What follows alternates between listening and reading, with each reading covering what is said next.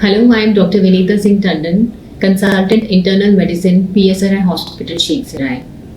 हर साल हम 24 मार्च को वर्ल्ड ट्यूबरक्लोसिस डे के रूप में जानते हैं। ये दिन एक अपॉर्चुनिटी है उन सभी लोगों के ऊपर फोकस करने के लिए जो कि ट्यूबरक्लोसिस से इन्फेक्टेड हैं और साथ ही साथ इस बीमारी से जुड़े social, health and economical aspects को डिस्कस करने के लिए।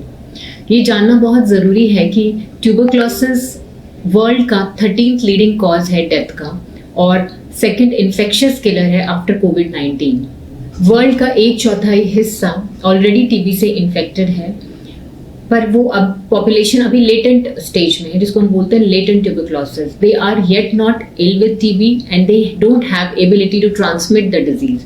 बट पॉइंट ऑफ कंसर्न यहाँ पर ये है कि majority of that population will develop TB disease in future years and which will pose a threat. Now TB को लेके काफ़ी स्टिग्मा है बिकॉज हमें काफ़ी पुअर नॉलेज है उसके बारे में, उसके कॉन्सिक्वेंसेस के बारे में, कैसे ये फैलता है, क्या इसके सिम्टम्स हो सकते हैं। TB स्प्रेड नहीं होता है एक दूसरे से हाथ मिलाने से या फिर एक दूसरे से खाना शेयर करने से, किसी के बेड लिनन को यूज करने से। TB स्प्रेड होता है अगर एक इन्फेक्टेड व्यक्ति खांसता है ओपन एरिया में और वही ड्रॉपलेट्स दूसरा व्यक्ति इनहेल कर देता है।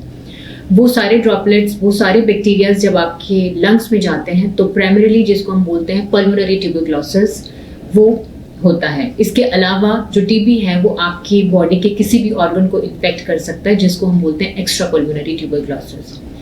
अगर TB की सही टाइम पर जांच ना हो या फिर उसका ट्रीटमेंट सही तरीके से ना किया जाए तो इसकी मॉर्टेलिटी बहुत हाई है।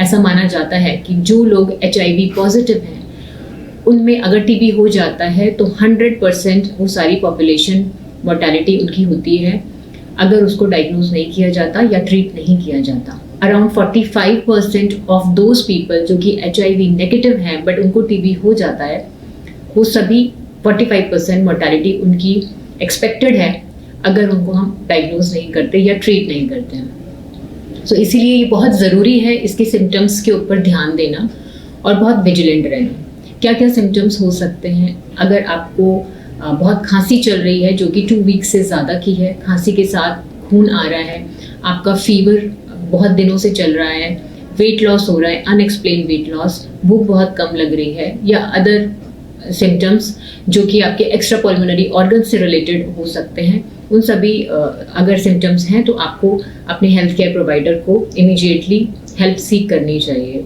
क्योंकि इसके सिम्टम्स काफ़ी महीनों तक माइल्ड रह सकते हैं। तो इसीलिए इसको डायग्नोज करने में और पेशेंट्स जब तक अपने डॉक्टर के पास जाते हैं उसमें काफ़ी डिले हो जाता है। कौन सी पॉपुलेशन ऐसी है जो कि एट रिस्क है या फिर जिसको ज़्यादा ध्यान देने की ज़रूरत है?